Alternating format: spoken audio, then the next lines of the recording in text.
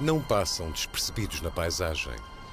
Fazem parte do património da cidade e do imaginário dos seus habitantes. Subiram e desceram as colinas vezes sem conta, transportando os sonhos ou as angústias de muitos passageiros. Foram testemunhas de acontecimentos que marcaram a vida de gerações e também protagonistas de mudanças que fizeram a história da capital. Durante décadas, a sua velocidade marcou o ritmo da vida lisboeta numa época em que havia tempo para tudo. Foram símbolos de modernidade, mudaram de fisionomia algumas vezes e estiveram quase para desaparecer. Mas resistiram ao trânsito caótico e subsistem em território de mercado, prosseguindo a rotina habitual, sempre nos trilhos, sempre úteis e ecológicos. Os elétricos de Lisboa atravessaram o tempo e completam 100 anos.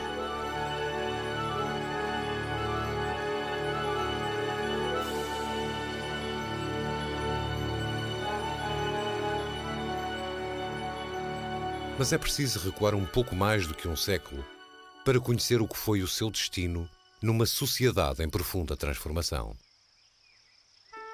Nas últimas décadas do século XIX, Lisboa é considerada uma das cidades mais pequenas e menos civilizadas da Europa, ainda com muitas áreas por urbanizar, ocupadas por terrenos agrícolas e casas dispersas.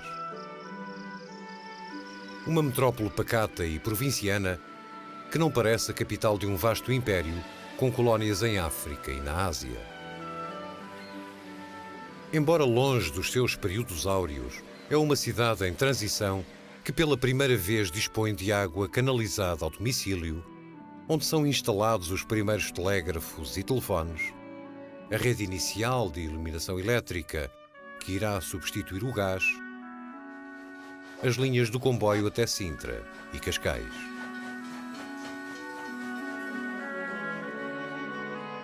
Também o aspecto da paisagem urbana está a sofrer importantes alterações. Conquista-se espaço ao rio e prepara-se a construção do primeiro porto para a costagem de grandes navios.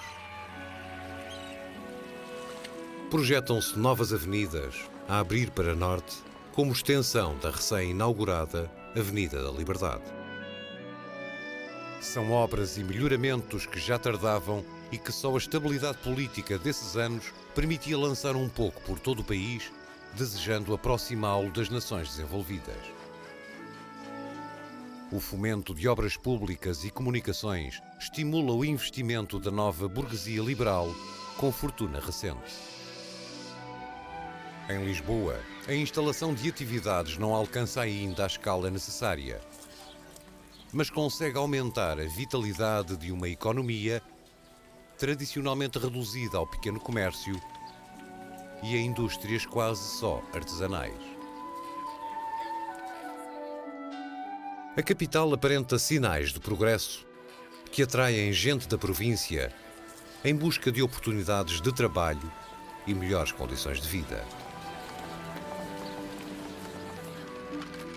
Aproveitam as novas estradas e a expansão do caminho de ferro que liga o país a Santa Apolónia e depois ao Rossio, chegando em número crescente que vai engrossando a população.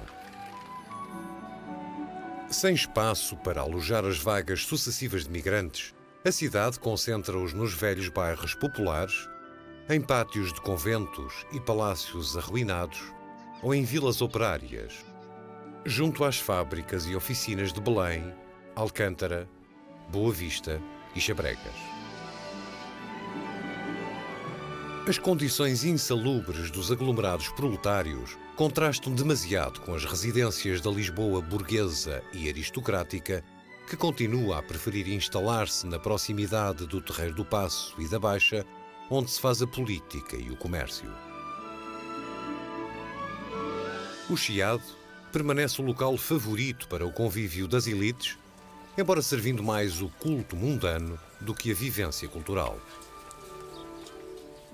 É onde estão situadas as melhores lojas de finos artigos estrangeiros, os restaurantes de requintadas iguarias, os cafés onde ocorrem as últimas novidades, os teatros e a ópera, que representam a encenação social.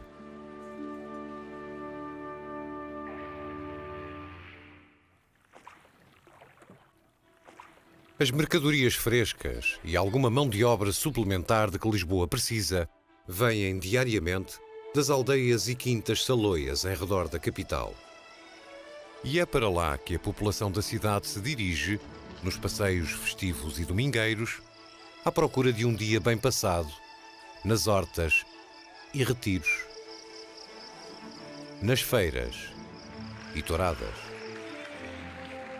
As ligações com os arredores são asseguradas pelas tradicionais carruagens ómnibus que fazem carreiras para os subúrbios fora de portas e pelo recente comboio da Via de Cintura.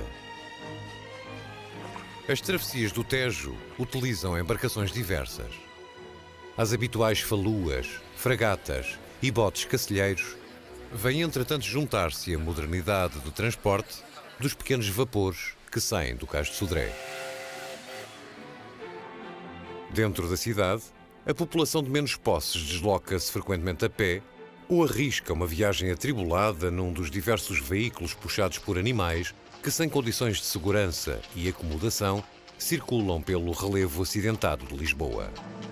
Os mais afortunados podem escolher entre os vários modelos de carruagens de aluguer ou então optar pelo recente sistema de carros americanos que parece cumprir a expectativa de um serviço regular de transporte coletivo com razoável qualidade.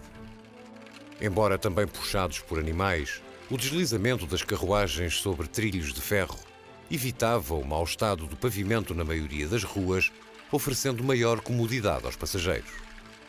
A iniciativa foi de um grupo de capitalistas portugueses radicados no Brasil que em 1873 fundaram a Companhia Carris de Ferro de Lisboa, acreditando que o desenvolvimento da capital sugeria a oportunidade de investimento na renovação do transporte urbano de passageiros e cargas.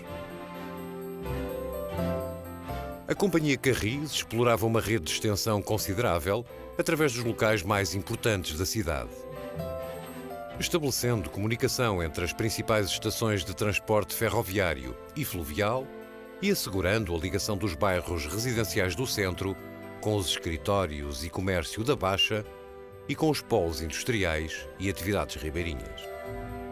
O alargamento do serviço a locais mais periféricos do concelho justificava 2 estações de recolha dos carros e animais situadas ao Arco do Cego e a Santo Amaro, onde se instalou a sede da companhia. A frota incluía veículos aptos a circular dentro e fora de Carris. Ao todo, somavam cerca de 300 carros entre modelos fechados e abertos. Os americanos provavam ser uma solução vantajosa nos percursos planos ou de reduzida inclinação. Mas para vencer o desnível acentuado das colinas que separam a cidade baixa e alta, o melhor transporte é oferecido pelos vários ascensores mecânicos existentes de tipo vertical ou em rampa, movidos a contrapeso de água ou a vapor. A maioria pertence à nova Companhia dos Ascensores Mecânicos de Lisboa, a principal concessionária do sistema de elevadores e funiculares. Embora o serviço dos americanos fosse o mais cómodo e o melhor organizado, o custo das tarifas impedia que se tornasse um transporte verdadeiramente popular. A maioria da população era gente de fracos recursos e a sua preferência ia para empresas rivais, que ofereciam carreiras mais baratas para destinos idênticos, mesmo que fossem improvisadas carroças a abarrotar de viajantes. Na luta diária entre concorrentes, valia tudo para apanhar mais um passageiro. Frequentemente, os cocheiros dificultavam o trânsito dos americanos, imobilizando os veículos sobre os carris ou até aproveitando-os para deslizarem os seus carros. Face aos prejuízos da competição desenfreada, a Carris reagiu, começando por baixar o preço de algumas carreiras e encurtar a largura das linhas. Decidida a impor o seu domínio nos transportes coletivos da capital, acabaria por comprar 12 das 15 empresas de ómnibus em disputa. Mas a Carris sabia que não bastava eliminar a concorrência para melhorar a sua situação financeira. era preciso encontrar um meio de exploração mais eficiente e económico, alternativo à força motriz animal, cada vez mais dispendiosa. E a solução parecia estar na adoção do recente sistema de tração elétrica, conhecido por tramway, que vinha sendo experimentado com sucesso em diversas cidades europeias e americanas. Obtida a indispensável licença da Câmara Municipal, era ainda preciso reunir o capital necessário à envergadura do empreendimento que os acionistas da Carris não tinham condições de assumir. É então formada a empresa Lisbon Electric Tramways Limited Company, com sede em Londres, associando os investidores estrangeiros que, doravante, participariam nos destinos da Carris. Em 1900, começam as obras de eletrificação nas linhas de carros americanos, envolvendo trabalhos de renovação das vias e a instalação dos condutores aéreos suspensos 6 metros acima dos carris.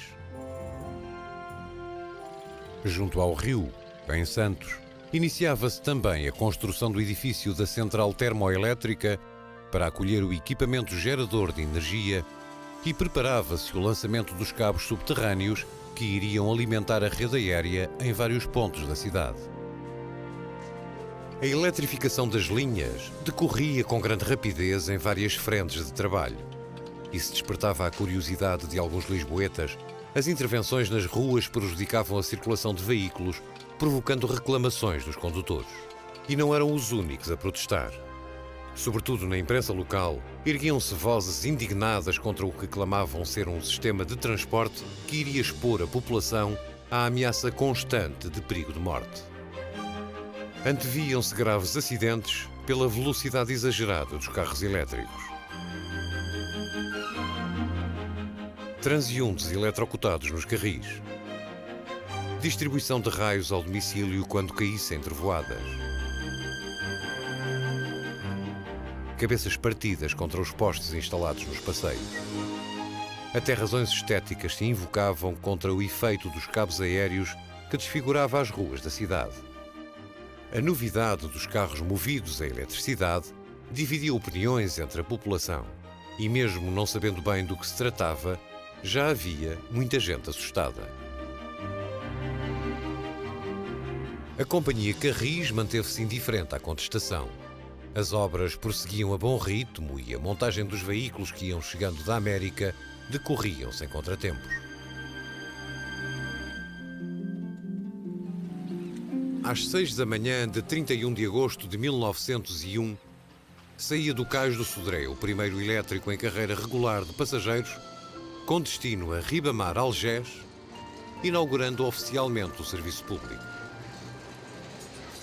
O apelo da curiosidade foi mais forte que os receios da eletricidade, e ao longo do dia, uma multidão foi acorrendo para o que parecia um cortejo de gala, disputando lugar num dos 16 carros que até à meia-noite circularam naquele trajeto da Marginal. Juntavam-se curiosos para examinar, em pormenor, aqueles imponentes veículos de carroceria aberta, com tejadilho apoiado sobre colunas e cortinas de lona às riscas. O que mais os impressionou foi o sistema de mudança dos letreiros de destino que permitia desenrolar uma tela comprida numa pequena caixa. Embora achassem feios os salva-vidas que impediam eventuais atropelamentos. Causava admiração os veículos serem bidirecionais. A frente era igual à retaguarda, com um motor em cada extremo e comandos também a dobrar nas plataformas. Nos manípulos cromados acionava-se o travão mecânico às rodas e ao carril. No controller regulava-se o freio elétrico e a velocidade até 9 pontos de marcha. O trolley encostava a roldana ao condutor aéreo, transmitindo energia ao motor em serviço. O interior acomodava 32 passageiros sentados em bancos reversíveis para virarem conforme o sentido de marcha.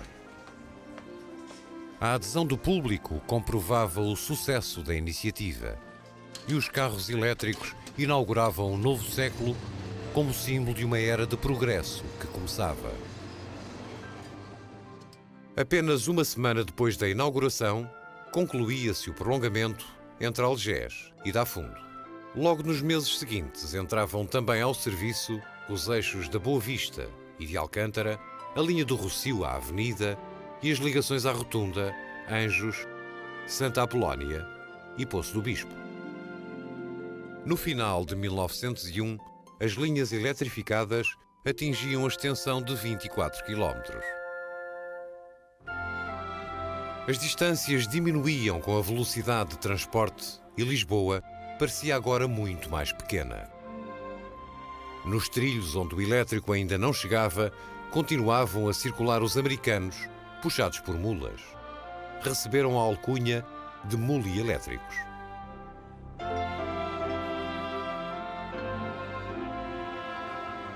Nas linhas da rede também já circulavam os primeiros elétricos com carroceria fechada, construídos em St. Louis e, por isso, conhecidos por carros São Luís. Eram viaturas elegantes, com janelas de abertura vertical e dispunham de cancelas articuladas para impedir entradas ou saídas com o veículo em movimento. As portas de correr separavam a plataforma de entrada do salão interior, com lotação para 14 passageiros de pé, e 20 sentados em bancos duplos e individuais revestidos a palhinha.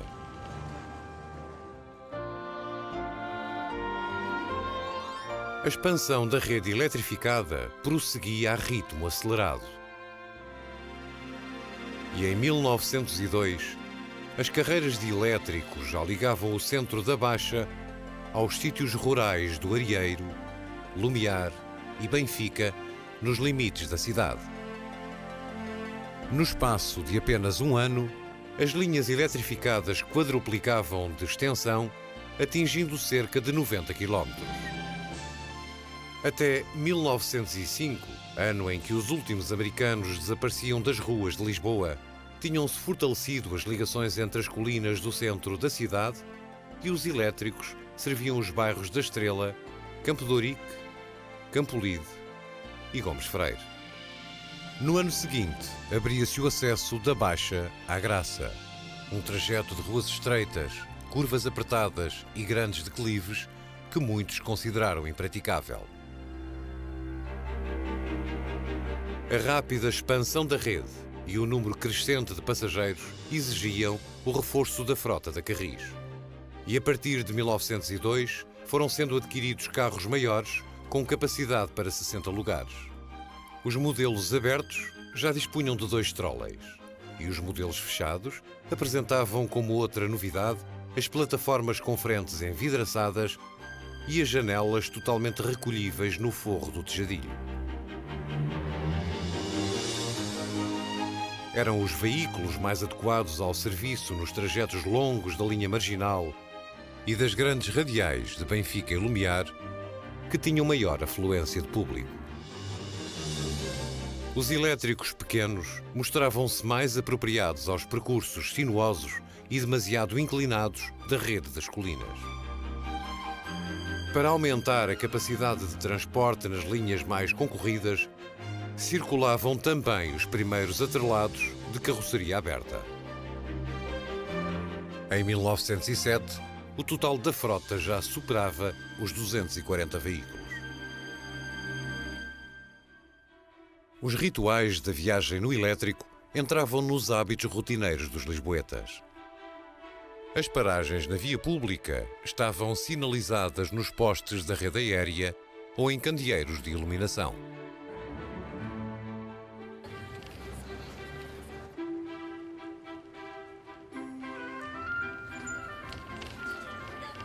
Chegado o transporte, sobe-se a bordo à procura de assento disponível.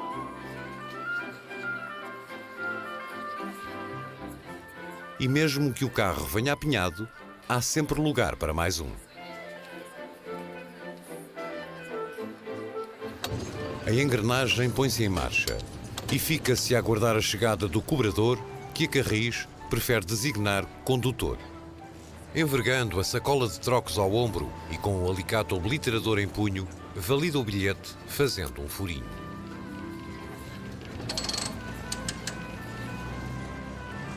É também ele que tem a missão de enxotar os penduras, uma classe de miúdos e graúdos que procuram especializar-se na arte de viajar de borla. A velocidade máxima só é possível nas retas mais compridas, nas quais o guarda-freio engata no controller o ponto 9.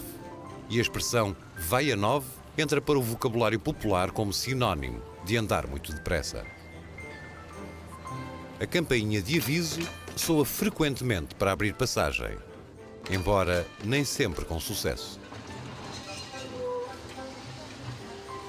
Se a trepidação da máquina e o embate dos ferros metia algum respeito, a viagem fazia-se sem sobressaltos, aproveitando o suave embalo para ler tranquilamente o jornal, ver o que se passa na rua e até nos percursos longos, fazer uma boa soneca em lugar sentado. Quando querem descer, os passageiros avisam o guarda-freio puxando o fio de couro estendido ao longo do teto.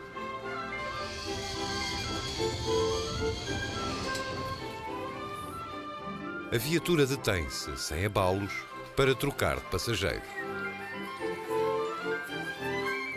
Ao sinal de partida, o incansável veículo prossegue com o seu rolar pesado e cauteloso, chiando nas descidas e gingando nas curvas.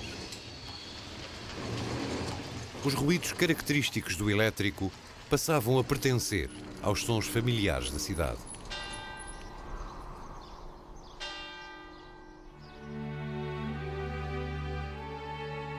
Em poucos anos de serviço, o elétrico já era o mais popular transporte coletivo de Lisboa, garantindo deslocações rápidas e económicas em carreiras regulares que satisfaziam a maioria dos percursos habituais da população. O carro elétrico torna-se uma constante na paisagem da cidade, conduzindo os lisboetas ao trabalho, no escritório, na loja, no liceu, no cais, na fábrica ou na oficina.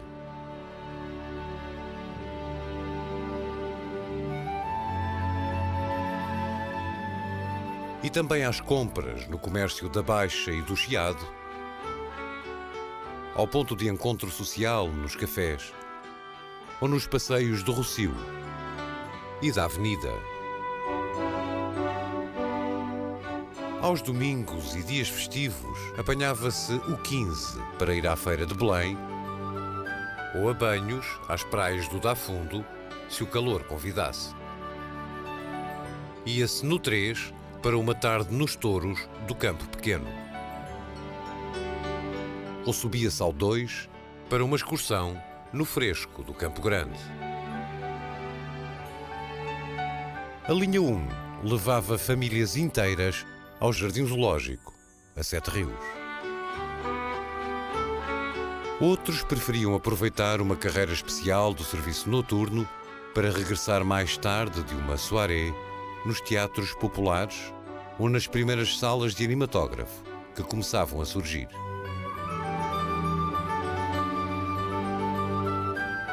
Já ninguém se lembrava das ameaças da eletricidade ou da má impressão que as linhas aéreas causavam à vista. Agora elogiava-se a pontualidade do serviço, o benefício do transporte que chega aos bairros mais afastados. Até nos jornais se afirmava serem os elétricos uma grande comodidade pública, destacando o asseio dos carros e a disciplina do pessoal.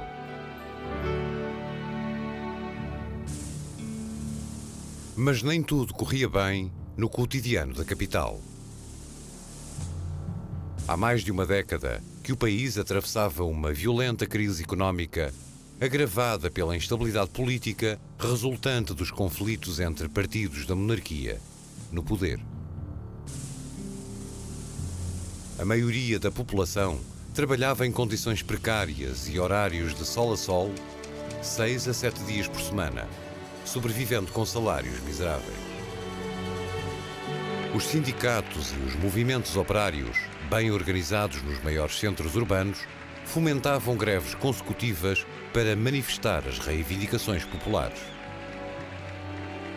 Contra a incapacidade da monarquia A propaganda dos ativistas republicanos incitava à mudança de regime e a sua causa ganhava aliados em setores da burguesia que aspiravam a um papel influente na vida social e política. O assassinato do rei e do príncipe herdeiro foi o sinal irreversível de mudança no curso da história. 2 anos depois, em 1910, a revolta republicana estava nas ruas. Onde a circulação não tinha sido afetada, o elétrico tomava parte na revolução, levando para lugar seguro os populares que fugiam dos confrontos na Rotunda e no Rossio e transportando-os horas depois ao largo do município para aclamar os dignatários da Primeira República triunfante. Acompanhando um novo ciclo político, o elétrico afirmava o seu caráter verdadeiramente democrático, sentando lado a lado todas as classes de lisboetas. Funcionários públicos, vendedeiras, militares, estudantes, operários, jornalistas, empregados do comércio e até o presidente da Jovem República elegem o elétrico como transporte habitual para chegar a horas ao destino. Para se tornar acessível a todas as bolsas, aos dias de semana havia carreiras especiais de baixo custo e circulavam os carros do povo, cuja falta de luxos era compensada pelas tarifas reduzidas. Durante os primeiros anos do serviço de tração elétrica, a paisagem urbana ia sendo transformada. Ocupando o lugar de antigos caminhos, quintas e terrenos baldios, as novas avenidas abertas pelo município estabeleciam articulação entre a cidade antiga e ribeirinha da urbanização pombalina e a cidade moderna de largas alamedas, rotundas e ruas direitas que se vai edificando para norte. Em redor dos amplos e higiênicos quarteirões arborizados, erguiam-se palacetes e moradias para residência burguesa e prédios de 4 ou 5 andares para arrendamento às classes médias em ascensão.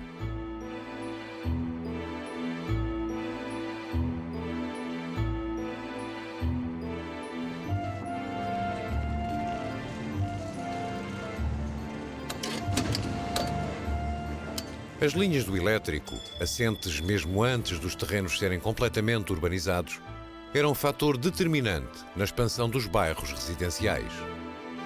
Tornando fácil o acesso a locais antes isolados, atraíam numerosos habitantes e estimulavam a própria iniciativa de construção. A ligação rápida aos locais de trabalho no centro da cidade permitia que também o proletariado urbano encontrasse habitação económica em bairros da periferia. E onde os trilhos de ferro não podiam chegar, a Carris ensaiava carreiras experimentais com uma pequena frota de autocarros.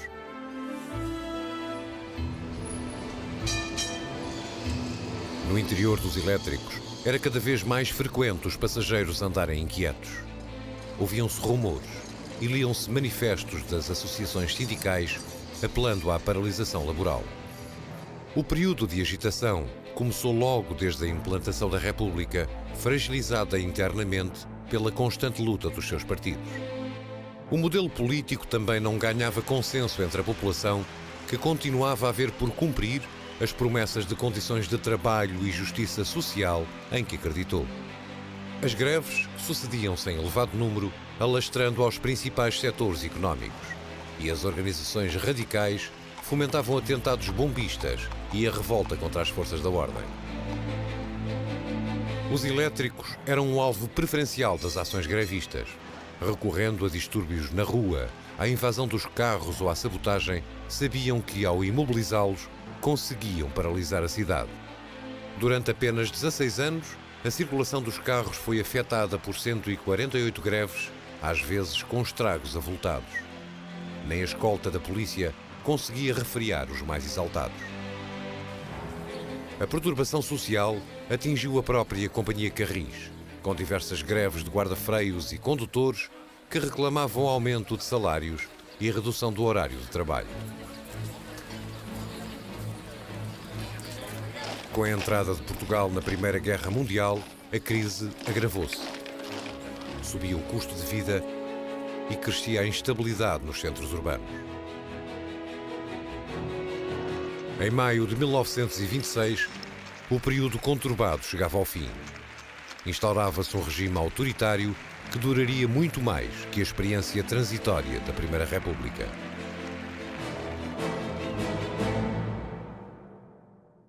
Sob a ditadura, a cidade acalmava, recuperando as rotinas habituais.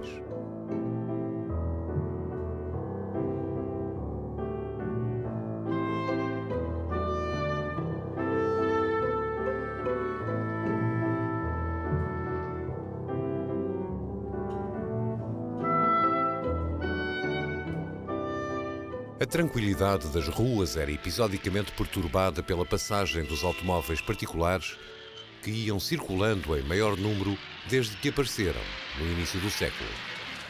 E em alguns cruzamentos já vão surgindo os primeiros engarrafamentos, mas que ainda não deixam adivinhar o frenesim que havia de vir.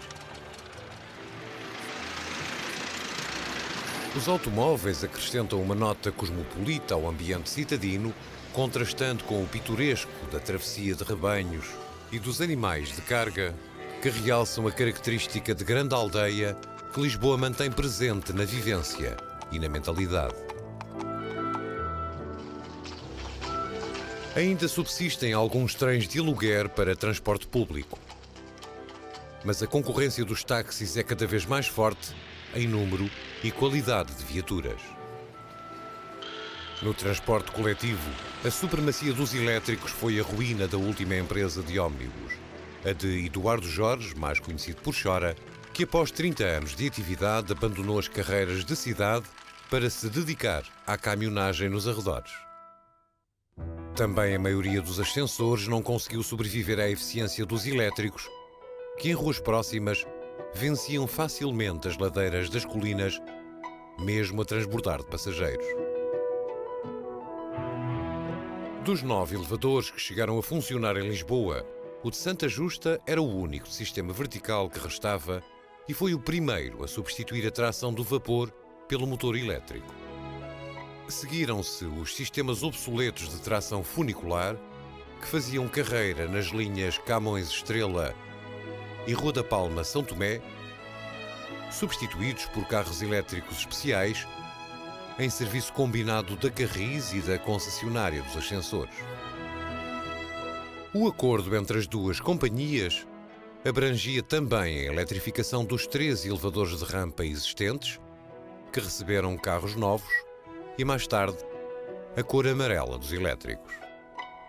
Nessa altura, já todos os elevadores de Lisboa eram propriedade da Carris e parte integrante da sua rede.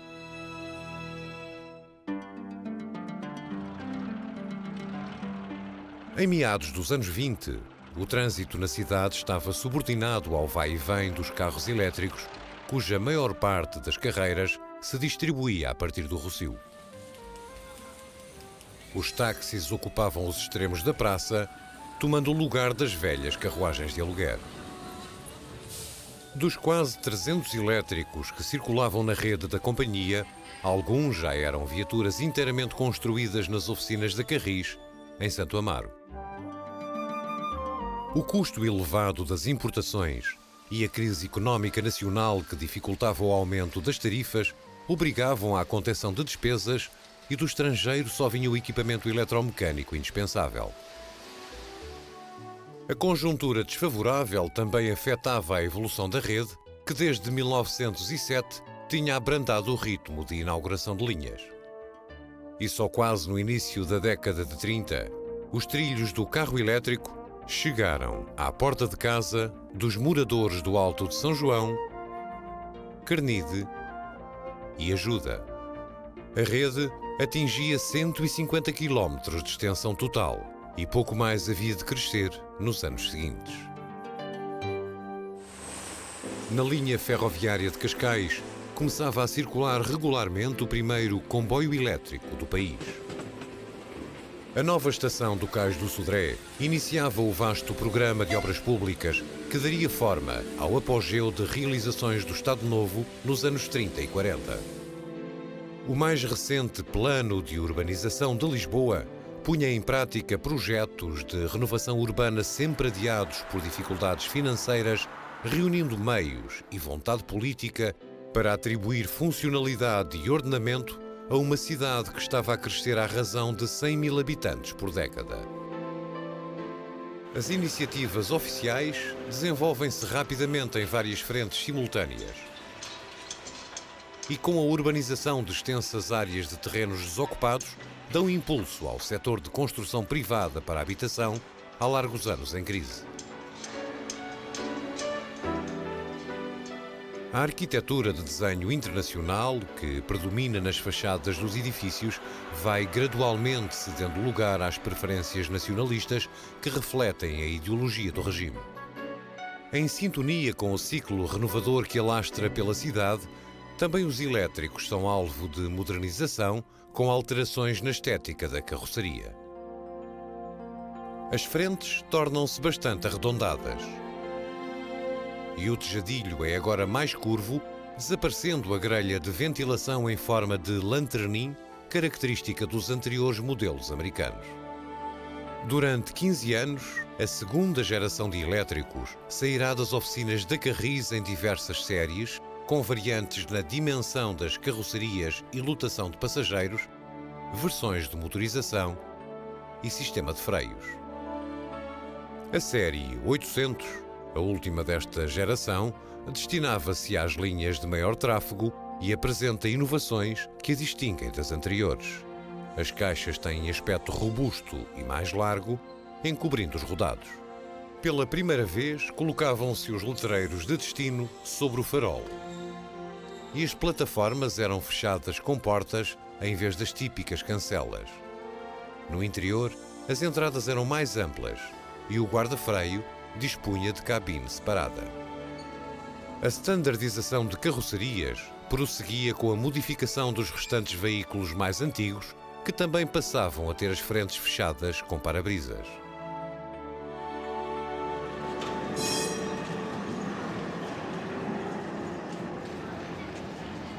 Em 1937, os elétricos em circulação já se aproximam das 400 unidades, mais uma centena que na década anterior, exigindo a construção de uma nova estação de recolha situada nas Amoreiras.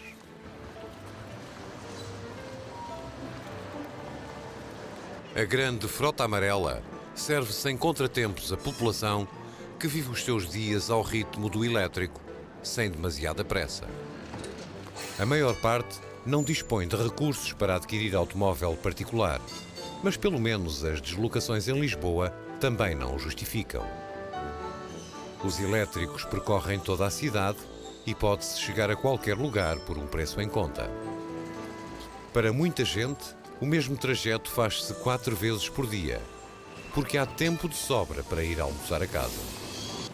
A marcha dos carros é normalmente pacífica, com um ou outro solavanco, mas conseguindo evitar os obstáculos traiçoeiros. O elétrico é um transporte seguro e os raros descarrilamentos, embora com mais aparato do que resultados trágicos, atraem sempre inúmeros curiosos. A constante movimentação do elétrico na paisagem urbana aproveitava outros desígnios de utilidade, convertendo-o em mensageiro ambulante de propaganda alheia. Artigos para o conforto do lar, alimentos, bebidas e produtos de higiene são alguns dos mais frequentes reclamos que vai anunciando pelas ruas da cidade.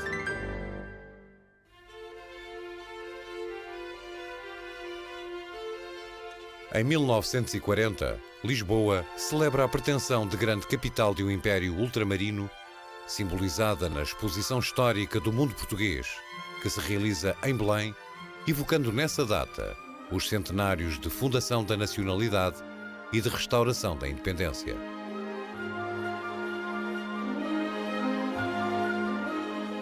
Prevendo que o serviço normal de elétricos não seria suficiente para transporte do elevado número de visitantes que se esperava, a Carris tinha adquirido em Inglaterra 6 autocarros de reforço provisório para fazerem uma carreira especial entre o Rossio e Belém. 4 anos depois, a companhia utiliza as mesmas viaturas para inaugurar oficialmente o serviço de autocarros com 2 carreiras experimentais. Um desses percursos, com destino ao novo aeroporto na Portela, introduz nos passeios habituais de domingo a variante de ir ver os aviões a partir e a chegar.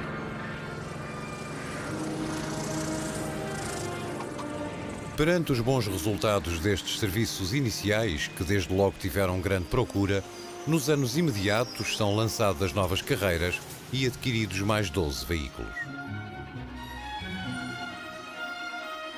Na estação de recolha das Amoreiras, executam-se obras de ampliação para instalar toda a logística de apoio ao serviço de autocarros.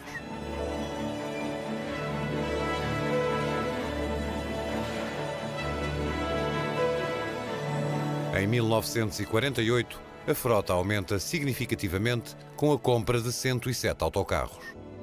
No ano anterior, tinham entrado ao serviço os primeiros Leyland de 2 pisos, iguais aos famosos londrinos, e que muito surpreenderam os lisboetas. Na pintura de todos os autocarros, adotava-se o verde escuro como cor dominante, em vez do emblemático amarelo dos elétricos. Uma opção diferenciadora que iria manter-se por largos anos.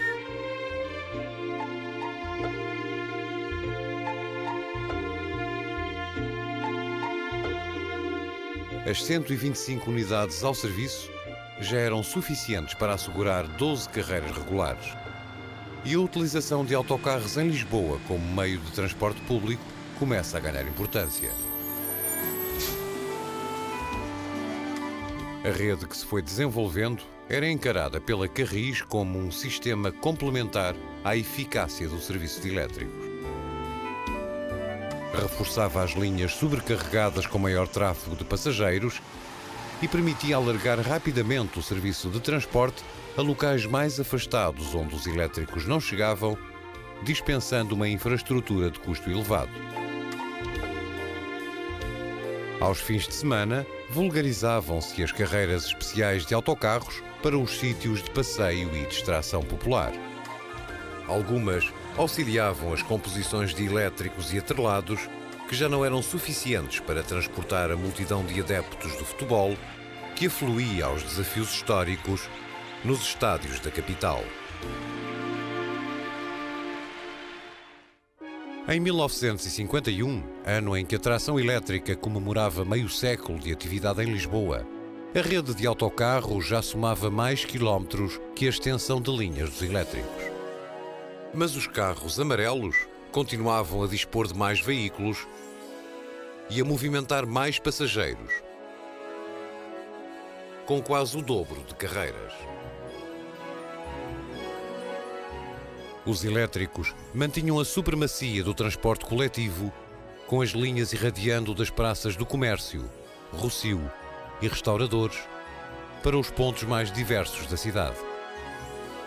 O trânsito, moderado na maior parte das ruas, permitia uma velocidade média de 12 km por hora, que bastava para percorrer trajetos longos em pouco tempo. Meia hora da Praça do Chile ao Largo do Carmo ou apenas 15 minutos do Arieiro à Baixa. A eficiência do serviço de elétricos, em circulação 21 horas por dia, absorvia a atenção da maioria dos 6.000 funcionários da Carris e implicava uma organização minuciosa dos vários setores envolvidos no trabalho de bastidor. As instalações de Santo Amaro reuniam o centro de operações de todo o sistema. A admissão regular de aspirantes a guarda-freios e a condutores assegurava a reciclagem do pessoal da frente. Os novos recrutas inteiravam-se de regulamentos, aprendiam normas de comportamento perante o público e tinham aulas de instrução técnica extensiva a práticas no terreno.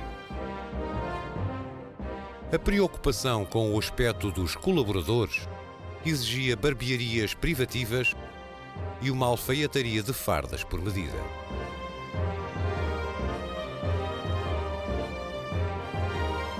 Quando soava o apito do expedidor, ordenando a saída dos elétricos, na retaguarda mantinha-se a postos uma vasta equipa, pronta a intervir a qualquer momento.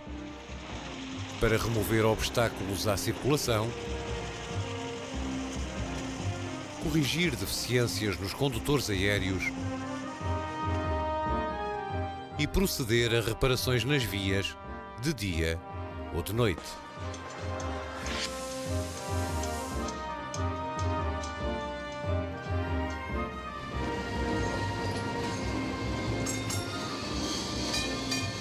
Para tratar dos funcionários, a Carris garantia assistência médica, refeitório para os que não podiam ir almoçar a casa e uma venda de géneros para a família com desconto de 10% suportado pela companhia.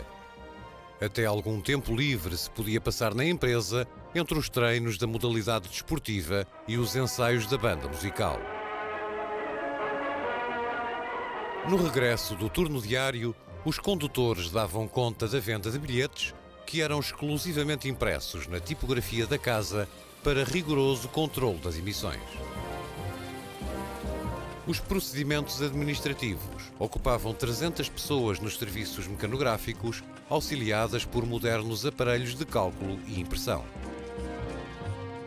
A manutenção de veículos concentrava as especialidades mais diversas, desde a simples limpeza ou a revisão de motores, à reparação de pequenas e grandes avarias.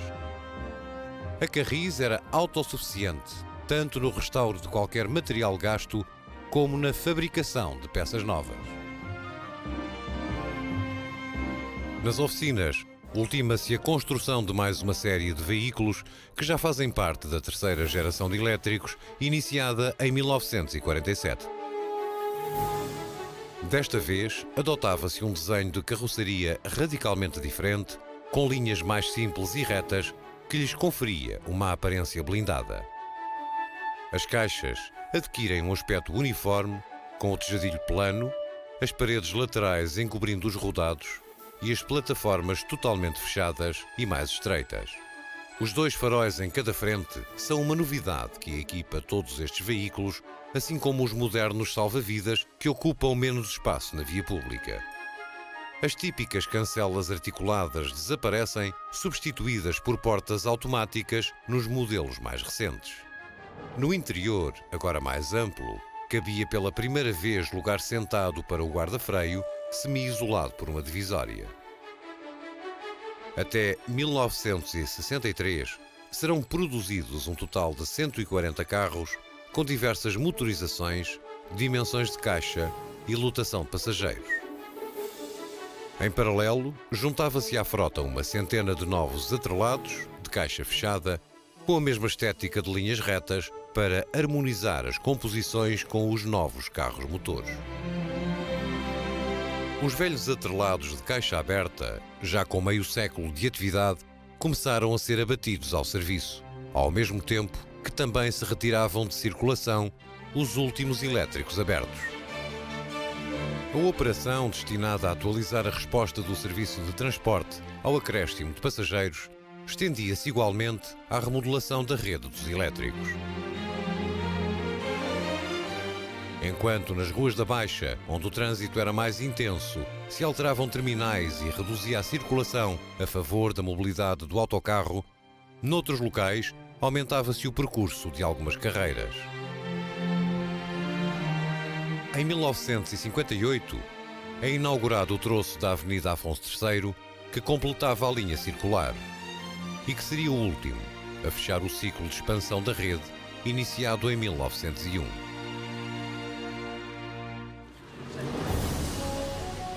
Em finais dos anos 50, o serviço conjugado de elétricos e autocarros procurava satisfazer todas as necessidades de transporte coletivo.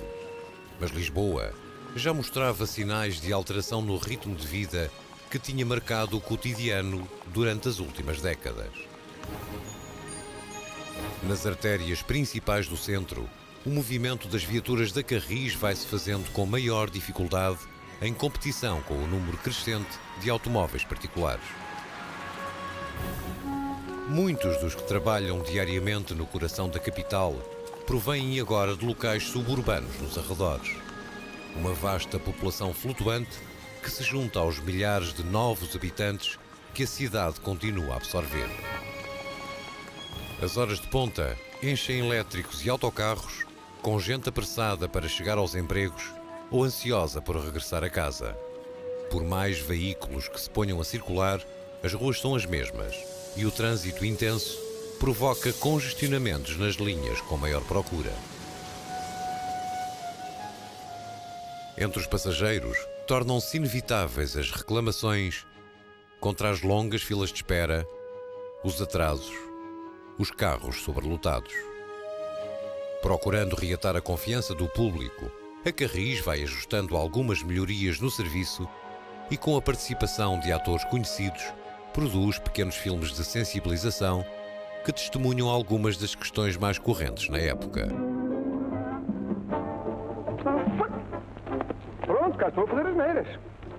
Matriculei-me na Universidade de Santo Amaro para me especializar na arte de utilizar dos transportes coletivos e acabo de descer com o carro em andamento. Ah, mas é o Sr. António Silva. Sim, sou o António Silva, minha senhora. Prazer. E ando a especializar-me. E acho que toda a gente devia ter os conhecimentos indispensáveis para tornar os transportes coletivos numa coisa mais eficiente, mais útil, mais prática. Toda a gente sabe que a forma mais simples de se cair de um elétrico ou de um autocarro quando ele vai em andamento é descer nessa conformidade, não é assim? Sim, a gente vai o carro a andar. A gente desequilibra-se, quer descer com ele, andamento, cai. E depois quem é que tem a culpa? Quem é? É a Carris. Mas vistas bem as coisas, nós devíamos ajudar, colaborar. Porque a cidade é nossa, os autocarros são nossos, os elétricos são nossos. Portanto, temos de tirar o maior partido dos seus serviços. Em suma, colaborar. Não, o senhor comigo não conta. Porque eu não estou, nem estive, nem quero estar de acordo. Porque os serviços são maus e muito maus. E porquê? Porquê? Porquê? Porque não tenho paragem à minha porta. É porque não tem paragem à sua porta. Como se fosse possível pôr uma paragem em frente de cada porta. É impossível, porque a colocação de portas de paragem obedece a estudos feitos por entidades competentes que se subordinam às condições do trânsito local. Percebeu? Percebi, mas não concordo. E muito menos ainda quando me lembro que o bilhete da Baixa ou da Fundo custa 10 tostões. Percebeu? Oh, minha senhora, quase 10 quilómetros por 10 tostões. Há 30 anos que os preços da Carris não são aumentados cá em Lisboa, minha senhora. E essa viagenzinha já custava 10 tostões no tempo em que 1 quilo de batatas custava 2 tostões. Um par de sapatos, 30 mil réis. E uma casa com 12 divisões, 160 mil réis. E assim chegamos à conclusão que o transporte coletivo é baratíssimo. Não está de acordo? Estou de acordo. Mas não concordo. Muita razão que você tenha, tenho o direito de protestar, protestarei e hei de protestar todas as vezes que a mim me apetecer e que eu quiser. Compreendeu? Compreendi. Percebeu? Percebi. Concordou? Concordei. O passageiro tem sempre razão.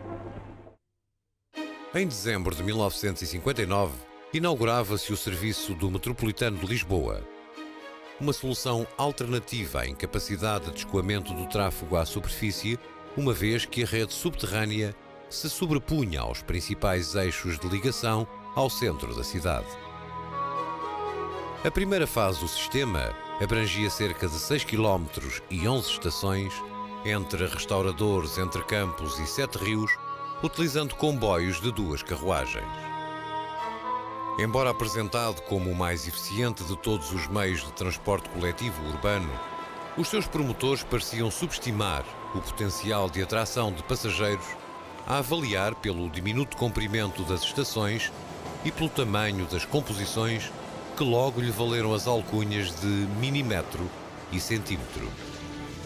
Se havia dúvidas iniciais quanto à rentabilidade de exploração do sistema, rapidamente se dissiparam com a imediata adesão do público ao ganho de tempo oferecido pelo metro, o que garantiu a extensão progressiva da rede em direção ao Alvalade.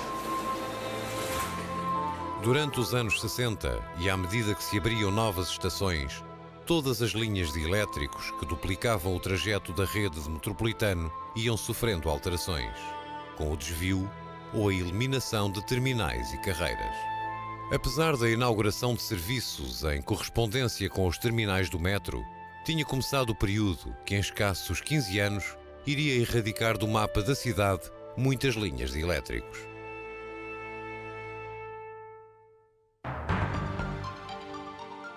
Para o melhor e para o pior, o automóvel vinha para ficar. As buzinadelas e o ruído constante dos motores sobrepõem-se aos sons do carro elétrico, invadindo o território que dominou por mais de meio século. Apertado no trânsito citadino e impedido de circular pelos carros mal estacionados, acumula atrasos consecutivos e o declínio do serviço é acelerado. Perante o crescente tráfego urbano, a Carris incrementa a utilização de autocarros, aproveitando a conjuntura internacional de combustíveis baratos e abundantes. Menos sensíveis a bloqueamentos no trânsito, afiguravam-se a melhor opção de futuro para a qualidade do transporte público à superfície. E os passageiros pareciam confirmar essa expectativa, desviando a sua preferência para autocarros nos percursos que não eram servidos pelo metropolitano. Antes de findar a década de 60, os passageiros nos autocarros ultrapassam em número os que viajam nos elétricos. Nessa altura, a frota conjunta atinge 1000 unidades, mas a maior parte já circula fora de Carris. Ainda assim, os autocarros continuavam a ser insuficientes perante a procura e o desgaste do uso intensivo aconselhava a substituição urgente das viaturas mais antigas. O novo plano de investimentos da Carris não só deixava os elétricos de fora, como previa a sua substituição integral por autocarros no prazo de 10 anos. Vencido pela concorrência de transportes mais velozes, o elétrico lisboeta via chegar ao fim a sua missão. Outrora motor do desenvolvimento da cidade, era agora considerado obstáculo ao seu progresso. Em consequência da política de abandono, os efetivos da frota amarela vão sendo retirados das ruas e os que ficam deixam-se degradar. Os últimos carros São Luís desaparecem das linhas regulares ao fim de 70 anos de serviço, circulando apenas os 2 exemplares aproveitados para os circuitos turísticos iniciados em 1965.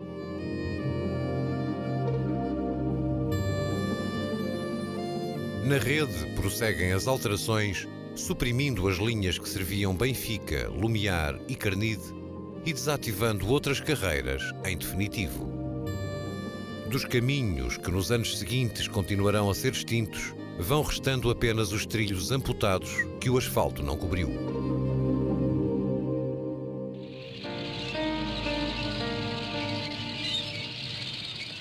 Em abril de 74, o país é surpreendido pela Revolução que põe termo a 50 anos de Estado Novo.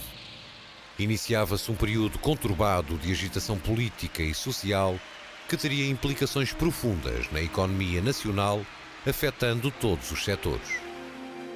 As restrições financeiras comprometiam a expansão do metropolitano e o projeto de ampliação radical da frota de autocarros, deixando antever o esgotamento a curto prazo da capacidade de transporte público na capital. Neste cenário de crise, o elétrico de Lisboa ia encontrar a sua oportunidade de sobrevivência. A Carris, agora uma empresa nacionalizada, abrandou o desmantelamento de linhas e veículos em curso e começou a reorganizar o serviço de elétricos, modernizando uma seleção de modelos, grandes e pequenos, adaptados ao novo sistema de cobrança automática. A chamada Geração 85 circularia durante 10 anos nas ruas de Lisboa, a par dos célebres laranjas, adquiridos em 1975, e que influenciaram a mudança de cor na restante frota de autocarros. Em meados dos anos 90, a geração transitória era retirada de circulação com a entrada ao serviço de veículos mais rápidos e com maior capacidade de transporte, os anunciados elétricos do futuro. Quase na transição para um novo século, o elétrico assegurava a continuidade da sua missão, inovando o sistema de transportes da cidade, tal como 100 anos antes, quando iniciou a viagem pioneira na linha marginal ao Tejo. A mais antiga carreira recebia os primeiros 10 elétricos articulados, semelhantes aos utilizados nas grandes cidades europeias. Mais seguros e confortáveis, a sua lotação ultrapassa a capacidade de transporte de qualquer autocarro, podendo vencer a distância entre a Baixa e Algés em 30 minutos. Aos novos veículos de quarta geração, vêm entretanto juntar-se 45 elétricos remodelados. Uma série de carros pequenos unidirecionais que, embora reconstruídos com o aspecto exterior de modelos dos anos 30, foram equipados para ganhar mais velocidade, conforto e espaço de acomodação. O guarda-freio acumula o ofício de cobrador, sentado em frente à consola luminosa que dirige todas as funções do veículo. O bilhete é picado em máquina e os botões de pressão substituíram o fio de couro que se puxava para tocar a campainha de paragem. Apesar das alterações introduzidas, o interior ainda conserva algum do encanto original.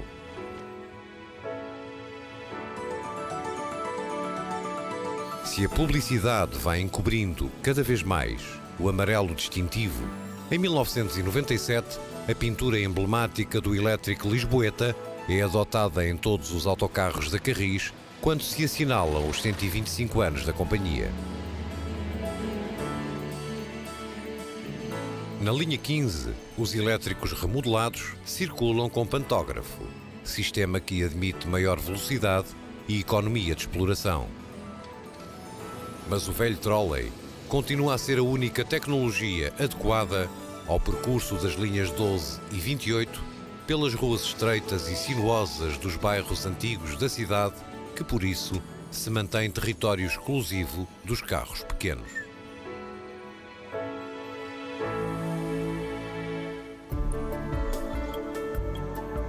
A Rota das Colinas é partilhada com a carreira turística desempenhada por uma série especial de carros vermelhos.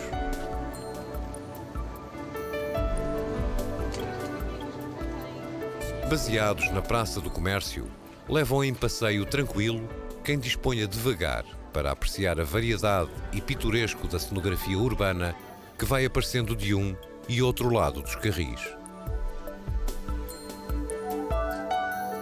Os 4 ascensores que persistem no ativo são os elétricos com as carreiras mais curtas e com maior inclinação de percurso.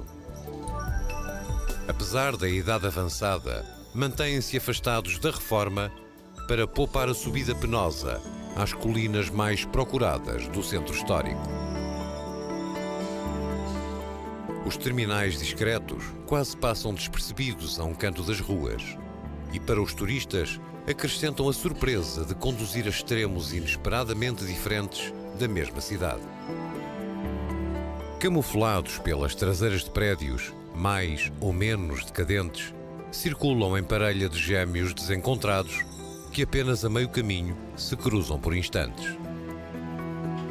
Andam todo o dia, calçada acima e abaixo, transportando gente de variado género e ocupação que escolhe um destes atalhos para aproximar o destino. Os passageiros mal têm tempo para apreciar a viagem, que só dura 1 ou 2 minutos, deixando entrever breves fragmentos da paisagem distante. Se todos cumprem idêntica função, qualquer destes ascensores preserva a sua identidade particular, seja pela aparência do veículo ou pela singularidade do itinerário. Entre eles, inclui-se um insólito elétrico em miniatura que faz a travessia de uma espécie de aldeia perdida na grande capital.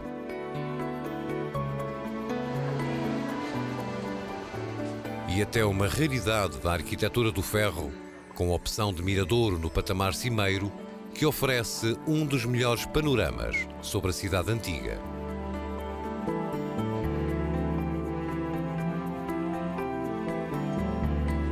Se nos ascensores as vistas podem ser mais limitadas pelo cerco dos edifícios ao longo do trajeto, os elétricos clássicos convidam a saborear os ambientes e lugares do variado roteiro lisboeta, oferecendo a oportunidade de desfrutar da maior rede de elétricos históricos da Europa, mesmo se das 40 carreiras que existiram sobrem apenas meia dúzia. Coexistindo com mais de 800 autocarros, os cerca de 60 veículos elétricos continuam a ser o transporte público mais indicado para quem se permita o prazer de explorar os recantos da cidade, espreitando os sítios e agentes que vivem para lá da janela, deixando-se surpreender por detalhes que escapam à atenção do cotidiano apressado. Uma experiência que pode ser a revelação de um mundo inteiro ao alcance de uma simples viagem num carro elétrico de Lisboa.